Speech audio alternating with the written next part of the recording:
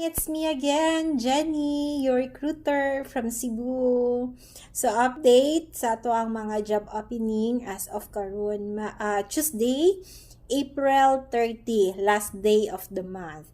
So, naapatay mga hiring ha. Ato siyang balunon, paingon og May. So, ato ang hiring for now, naatay bagong kliyente, which is 4 BBQ chicken. So, nating mga hiring dara, service crew.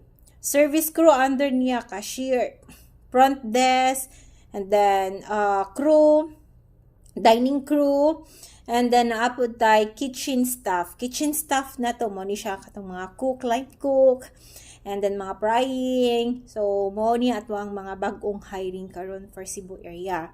And then at the same time, napapod tayo restaurant manager and restaurant supervisor. So, katong mga ganahan, interesado mo apply with or without experience, willing matrain.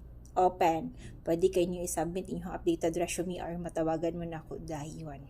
Okay, so that's it. Thank you so much. Once again, this is Jenny. Don't forget to like, comment, share, and follow for more video. Thank you so much.